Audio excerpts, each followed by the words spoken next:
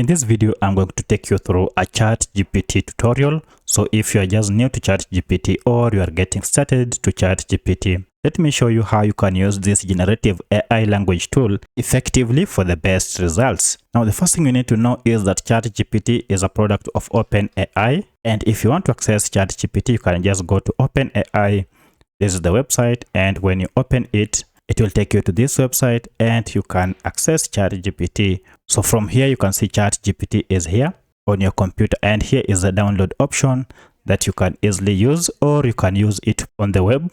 If you want to use it on the web, you can click on this, start now, and this will take you straight to ChatGPT website, which is this. Now, when you get to this interface, there are various options or there are various functions that you can perform. You can ask questions using images, and for that we use this option. And then we can have search questions and then reason questions that you can ask ChatGPT.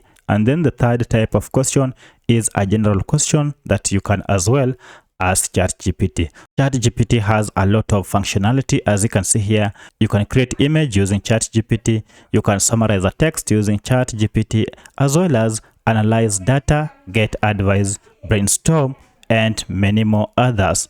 If you want to customize your ChatGPT, you can use this option here under your account, and we have the settings. This can help you personalize everything, including your theme. You can change your theme from dark mode to light mode, or use the system. This is your computer system. Just use the one that you are interested in. So let's go ahead and try out ChatGPT and see what we can do with it. Now, to ask a question, just type a question here. For instance, you can type a factual question, or sometimes you can say it is a general question. It is a common knowledge question. All you need to do is to write your question. For instance, I want to ask, who is Jesus? It has responded as well. Jesus is the central figure of Christianity. That is fact, believed by Christians to be the Son of God and the Messiah. That is a fact. And as you can see here, it goes ahead and say Christians believe that Jesus was crucified, died, and was resurrected 3 days later, offering salvation to humanity. That is the fact about Jesus.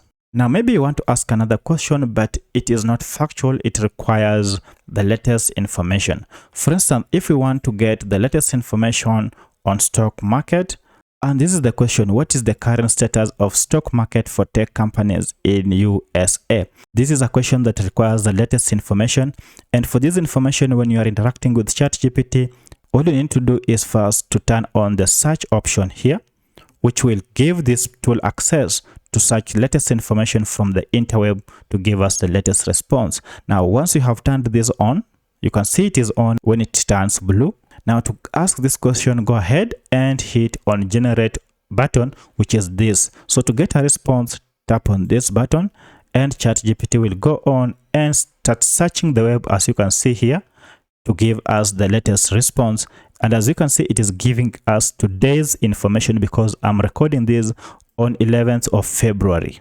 This is the latest responses or the latest information concerning the tech industry in the US. And in fact, it has gone ahead and given us references that we can get the latest information from. So that is the second type of a question that you can ask ChatGPT. Now, let me show you another way, or the third way you can ask ChatGPT a question. Now, you may want to ask ChatGPT a question, but the question doesn't require, it is not a common sense. It is not a question that requires the latest information on the interweb, but it is a question that requires thinking, reasoning. Now, for instance, suppose I ask this question. This is a mathematical question. Determine the smallest positive integer that can be expressed as the sum of the squares of two integers in two different ways, with one of the square being a perfect square and the other odd number. Now, if you look at this type of question, this question requires reasoning, high thinking, and this is not a question that requires the latest information on the interweb. Neither is it a general question, but this requires this AI tool to think. So for you to get the best response, turn on the reasoning option, which is this, reason. And this helps this tool to think before responding. So if we turn this on and we turn this off, to turn it off, you just click again on it and it will be turned off. So Let us turn on the reasoning and let this tool activate the reasoning part so that we can get the best response. Now to get the response again, let's go ahead and generate. Now you can also get an answer where you have opened this response in Canvas. This is where it opens another window to just give this response. When you want that, you can open this Canvas. So when you open the Canvas and that is the question, to get the response, you just tap here to get the response, and then here is our response. So if you want to turn off the Canva, you can just tap on this and then you will see your response here.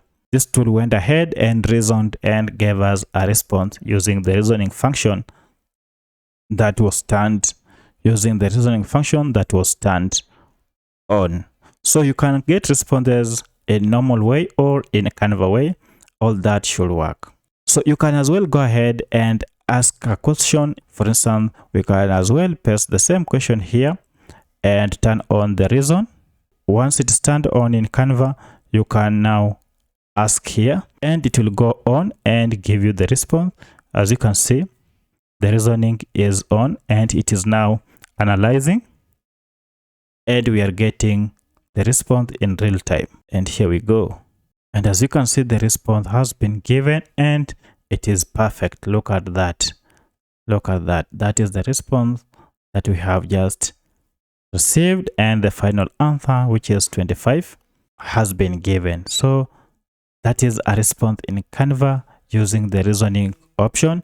If you just want to turn off this Canva, just tap here and you will see your response here. Now, another thing you need to know is you can access your previous history in ChatGPT. And if you are wondering, we have an option here or a function here, the sidebar function. This helps you to open your previous conversations. And as you can see, our today's chat is here. Yesterday's chats are here. So if you just tap on any of them, you will get to see what you had worked on previously. If you want today's work, we can just tap on it and it will definitely open, and we can see all the queries that we had asked ChatGPT are here. So that's how we use ChatGPT to get various responses in real time. So if you want to hide this sidebar again, all you need to do is to tap on it to close the sidebar, and it will hide all your history and your previous chats. Now, once you have gotten your response, it will be time to go ahead and copy it. Now, there are two ways to copy it. You can go ahead, highlight everything that just ChatGPT gave out and paste it to your maybe Word document. Alternatively, you can just copy a chat under it using these functions. We have here the copy function. Once you tap on it, it will be copied. And if you go ahead and paste it in a document, for instance here, you can see it has been pasted successfully. Now, suppose you just want to begin a whole new chat and you are here. All you need to do is to go and tap on this new chat, and this will open a whole new window for you to start a chat. So let me know if you have any question in the comment section. Otherwise, go ahead and try this out. So if this video was helpful to you, kindly hit the like button and subscribe to this channel to support me. Thank you for watching, and let's meet in the next video.